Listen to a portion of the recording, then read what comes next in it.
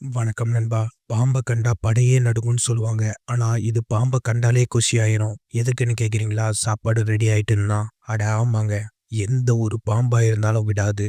ஏன் மலை பாம்பா இருந்தா கூட பிடிச்சு சாப்பிட்ரும். அது மட்டுமா? சிங்கம், புலி, முதலை இப்படி எந்த ஒரு மிருகமா இருந்தாலும் பயமே படாம சண்டை போடும். ஆனா இதோட சைஸை பார்த்தா நமக்கு எப்படி தோணும்னா, பார்க்க டம்மி பீஸா இருக்கிற ஆனா பயங்கரமான ஆளா இருக்கியேடா அப்படின்னு தான் தோணும். சரி, இது எப்படி இவ்வளோ தைரியமா இருக்கு? என்ன காரணம்? இதுக்கு சாவே கிடையாதா அப்படின்னு தோணுதில்ல? இன்னைக்கு இந்த ஹனி பேஜரை பத்தி சுவாரஸ்யமான தகவலை பத்தி தான் இன்னைக்கு ஃபுல்லா பார்க்க போறோம். இந்த வீடியோக்குள்ள போறதுக்கு முன்னாடி மை டியர் ஃப்ரெண்ட்ஸ், நம்ம சேனலை மறக்காம சப்ஸ்கிரைப் பண்ணிருங்க. அப்படியே அந்த பெல் ஐக்கானையும் தட்டி விட்டுருங்க. ஹனி பேஜர் இது எங்க அதிகமா காணப்படுதுன்னு பார்த்தீங்கன்னா, ஆப்பிரிக்கா, மிடில் ஈஸ்ட் மற்றும் இந்தியா. முக்கியமா தமிழ்நாட்டுல அதிகமா காணப்படுது. இது மரநாய், நீர்நாய் குடும்பத்தை சேர்ந்தது. இதுக்கு பயம் அப்படின்னா என்னன்னு கூட தெரியாது.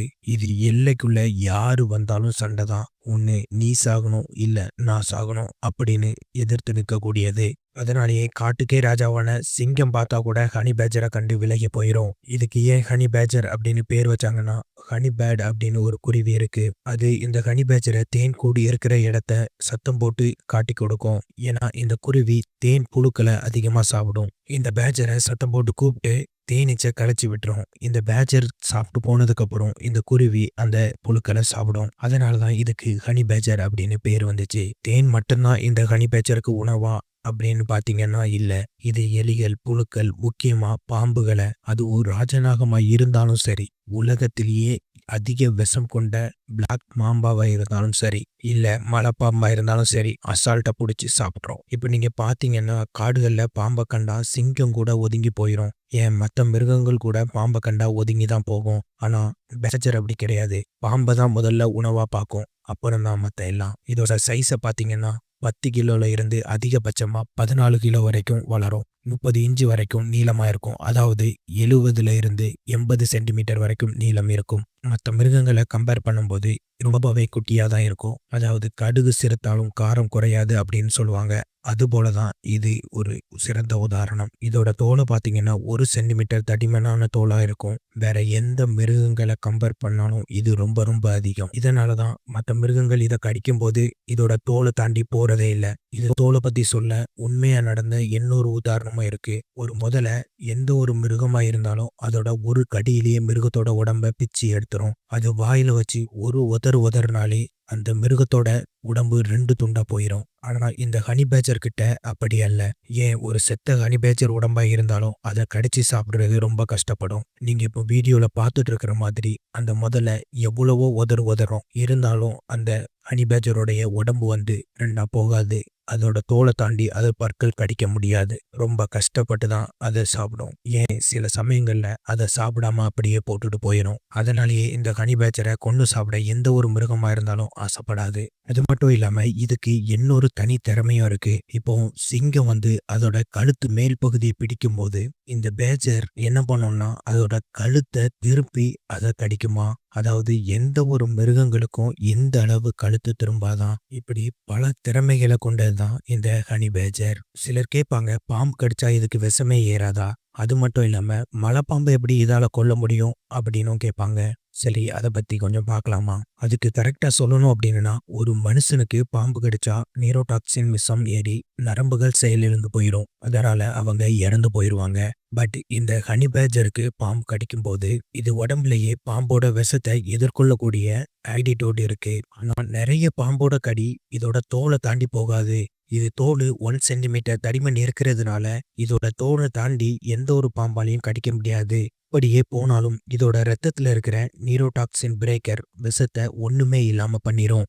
வெளியவே இது உணராது. ஒரு சில நேரத்துல அதிக விஷம் கொண்ட பாம்பு அதிக விஷத்தை உள்ள இறக்கிட்டு அப்படின்னா கொஞ்ச நேரம் மயங்கிருமா. மயக்கம் தெளிஞ்சதும் அப்புறமா அந்த பாம்பு கிட்டேயே சண்டைக்கு போமா. இதே மாதிரி இது சின்ன குட்டியா இருந்து வளரும் போதே தேள் கிட்ட தான் ஃபர்ஸ்ட் விளையாடுமா. அதை ஃபர்ஸ்ட் டார்கெட் பண்றதே அதோட கொடுக்கத்தான். சின்ன வயசுலயே தேள் கூட தான் பயிற்சியே எடுக்கும். ஆனா தேள் இதை கொட்டுனாலும் எந்த ஒரு பாதிப்பும் ஏற்படாது. அதுபோலதான் நான் முன்னாடியே சொன்ன மாதிரி தேன் சாப்பிடும் போதும் இதுக்கு எந்த ஒரு வலியுமே வராது. இந்த தேனீச்சிகள் கொட்டும்போது அதோட தோலை தாண்டி போகாதாம். ஸோ இந்த பேஜர் எந்த ஒரு விஷம் வாய்ந்ததா இருந்தாலும் சரி பயமே படாது. இதுலயும் தலைவன் ஹைனாஸ் எல்லாம் விரட்டி சாப்பிடுமா. அதாவது ஹைனாஸ் எல்லாம் சேர்ந்து சில சமயங்கள்ல சிங்கம் தனியா சாப்பிட்டுட்டு இருக்கும்போது அது மொத்தமா வந்து சாப்பிடும். அதாவது இதோட வேலையை திருடி சாப்பிடுறதுதான். ஆனா அதையே தலைவன் விரட்டி சாப்பிடுவானா. அதை விரட்டி விட்டுட்டு இது தனியா இருந்து சாப்பிடுமா. தலைவனுக்கு தில்ல பாத்தீங்களா. இந்த பேஜரோட வேகம் 30 கிலோமீட்டர் வேகத்துல ஓடுமா. சில சமயங்கள்ல முயல் எலிய விரட்டி பிடிச்சு சாப்பிடுமா. அண்ட் இதோட கைகள்ல 35 to 45 சென்டிமீட்டர் நீளமுள்ள நகம் இருக்கும். இதை வச்சு தனது உடல் எடைக்கு நிகரான மண்ணை ஒரு நிமிஷத்துல தோண்டி எடுத்துருமா. இது எலிகளை வேட்டையாடுறதுக்காக நிலத்தை தோண்டவும் அப்புறமா மரங்கள் ஏறவும் நகத்தை பயன்படுத்தும். சில சமயங்கள்ல சிறுத்தை புலிகள் வேட்டையாடின உணவை மரத்துல மறைச்சு வைக்கும். அப்போ இது போய் அதை எடுத்து சாப்பிட்டுட்டு நான் தான் சாப்பிட்டேன் இப்ப என்ன பண்ணுவேன் அப்படின்னு தில்லா நிக்குமா. அது மட்டுமா 3 சிங்கம் சேர்ந்து இந்த ஹனி பேஜர் கிட்ட சண்டைக்கு போயிருக்கு. அப்புறமா அதால முடியலன்னு ஓடி போயிருக்கு. இதுலயும் முள்ளம்பன்றி கிட்ட குத்து வாங்கி பல சிங்கங்கள் இறந்தது உண்டு. ஆனா பேஜர் அதையும் விடாதான். அது மட்டும் இல்லாம ஆமைய கண்டாலும் அதோட ஓட்டை பிச்சு திங்குற அளவுக்கு அதோட பல்லு கூர்மையா இருக்குமா. ஏன்னா அதோட கடி அவ்வளோ ஸ்ட்ராங்கா இருக்குமா. அதனாலேயே இது இப்படி பெரிய மிருகங்கள் கிட்ட சண்டைக்கு போகுது. இப்போ நீங்களே நினைக்கலாம் தன்னை விட பெரிய மிருகங்கள் கிட்ட சண்டைக்கு போறதுனால முட்டாள்னு இதை நினைச்சிடலாம். ஆனா இது மிக சிறந்த புத்திசாலி மிருகம். அதுக்கு உதாரணமா மனிதர்கள் போலவே ஆயுதங்களை யூஸ் பண்ற மிருகங்கள்ல இதுவும் ஒண்ணு. அதாவது இதோட குகைக்குள்ள யாரும் வரக்கூடாது அப்படிங்கிறதுக்காக அதை கற்களால மூடி வைக்கும். அது மட்டும் கிடையாதுங்க. ஒரு ஹனி பேஜரை சின்ன வயசுல இருந்தே ஒரு கூண்டுக்குள்ள வளர்க்குறாங்க. நான் இந்த ஹனி பேஜர் என்ன பண்ணும்னா மனிதர்கள் கதவை எப்படி திறந்து வராங்க எப்படி மூடுறாங்க அப்படின்னு பார்த்துக்கிட்டே இருக்குமா. ஸோ இதோட கை நகத்தை பயன்படுத்தி அந்த கதவை இதுவே திறந்து வெளியே வந்துருமா. இப்படி பல முறை அந்த இடத்துல இருந்து தப்பிச்சிருக்கு. சரி நீ கதவு இருந்தா தானே தப்பிச்சு போற. உன்னை கதவே இல்லாத இடத்துல போட்டா என்ன பண்ணுவ அப்படின்னு சொல்லி சுத்தி மதில்கள் கட்டின இடத்துக்குள்ள இதை போட்டிருக்காங்க. அந்த இடத்துல கதவு கிடையாது. அப்ப இது என்ன பண்ணிருக்குன்னா அங்க கிளீனிங்காக வச்சிருந்த ஸ்டிக்கை எடுத்து மதில் பக்கத்துல வச்சு அது மேல ஏறி போயிருக்கு. சரி நீ கிளீனிங் பண்ற ஸ்டிக் இருந்தா தப்பிச்சிடுற. ஏதாவது கட்டை இருந்தா தப்பிச்சிடுற. அப்ப இது எதுவுமே இல்லாம உன்னை போட்டா இப்ப என்ன பண்ணுவ அப்படின்னு சொல்லி போட்டிருக்காங்க. அப்போ இது என்ன பண்ணிருக்குன்னா அங்க கடந்த கற்களை எல்லாத்தையும் ஒரு செவுத்து முக்குல அடுக்கி வச்சு அது மேல ஏறி தப்பிச்சிருக்கு. அட போப்பா சரி கல் இருந்தாலும் தப்பிச்சிடுற. இப்போ நான் என்ன பண்றேன் பாரு அப்படின்னு சொல்லி கற்களை எல்லாத்தையுமே எடுத்திருக்காங்க. அங்க ஒரு கற்கள் கூட இல்லாம எல்லா கற்களையும் எடுத்துட்டு அப்படி வெறும் கிரவுண்ட்ல போட்டிருக்காங்க. அப்போ இது என்ன பண்ணிருக்குன்னா அங்க இருந்த மண்களை உருண்டை உருண்டையா பிடிச்சு அதாவது இதுக்கு வைக்கிற தண்ணி அதை ஊத்தி உருண்டை பிடிக்கிறது. இல்ல அப்படின்னா இதோட எச்சினால உருண்டை பிடிச்சு இது அந்த முக்குல 1 by 1 உருட்டி உருட்டி வச்சு அதுக்கு மேல ஏறி தப்பிச்சிருக்கு. ஸோ நீங்க கொஞ்சம் யோசிச்சு பாருங்க. நீ என்ன பண்ணாலும் நான் தப்பிப்பேன் அப்படின்னு சொல்லக்கூடிய அளவுக்கு இது ரொம்ப புத்திசாலியான மிருகம். நீங்க இப்ப யோசிக்கலாம் ஏப்பா அந்த மிருகம் தான் தப்பிச்சு போகணும்னு ஆசைப்படுத காட்டுல கொண்டு போய் விட வேண்டியதானே அப்படின்னு நீங்க நினைக்கலாம். அதுதான் கிடையாது. இது எத்தனை முறை தப்பிச்சாலுமே திரும்பி வந்துருமா. வந்து அதே இடத்துல இருக்குமா. ஏன்னா இது சின்ன வயசுல இருந்தே அங்கதான் வளர்க்கப்பட்டிருக்கு. இது விளையாடுறதுக்காகவும் நான் உன் கண்ட்ரோல்ல இல்ல அப்படின்னு சொல்றதுக்காகவுமே தான் இப்படி விளையாட்டா பண்ணுமா. அந்த அளவுக்கு ஒரு புத்திசாலியான மிருகம். அது மட்டும் இல்லாம இதோட கேரக்டரை பாத்தீங்கன்னா இது தனியாவை தான் எப்போதும் வாழும். இனப்பெருக்கம் பண்ணும்போது மட்டும்தான் இது ஒண்ணு சேரும். மற்ற சமயத்துல பெண்ணா இருந்தா கூட இது தனியா தான் வாழும். அப்புறமா இந்த பேஜர் குட்டி போடும்போது கண்ணு முழிக்க 3 வாரம் ஆகுமா. அந்த சமயங்கள்ல ஒரு தாய் தன்னோட குட்டிய 5 நாளைக்கு ஒருக்கா இடத்த மாத்திக்கிட்டே இருக்குமா. கிட்டத்தட்ட 2 வருஷம் குட்டிய பராமரிக்கும். அந்த சமயங்கள்ல மட்டும் இல்ல எல்லா ஹனி பேஜரும் தனித்தனியா அதுக்குன்னு ஒரு இடத்த மார்க் பண்ணி வச்சிருமா.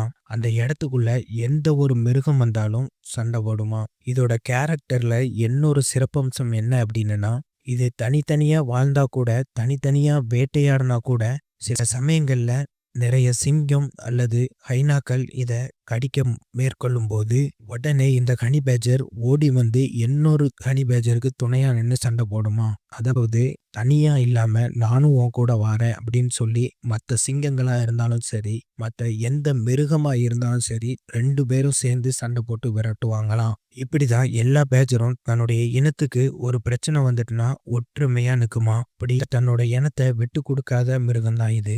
இதோட ஆயுள் காலம் அப்படின்னு பாத்தீங்கன்னா 24 வருஷம் உயிர் வாழுமா. இதனால மனிதர்கள் எப்படி பாதிக்கப்படுறாங்க அப்படின்னு பாத்தீங்கன்னா, இந்தியாவுல சில இடங்கள்ல இது கோழி பண்ணைய போய் வேட்டையாடுமா. அப்போ இது தேவையான அளவு கோழிகளை கொல்லாம, அதாவது இது 1 அல்லது 2 கோழிகளை சாப்பிடும். ஆனா இது என்ன பண்ணும் அப்படின்னா, ஒரு பண்ணைக்குள்ள போயிட்டு அப்படின்னா அங்க இருக்கிற பாதி கோழிகளை சும்மா விளையாட்டுக்கு கொண்டு போடுமா. இப்படி விளையாட்டுக்காக கொல்றதுனால அந்த பண்ணையாளர்கள்லாம் ரொம்ப நஷ்டத்தை சந்திக்கிறாங்க.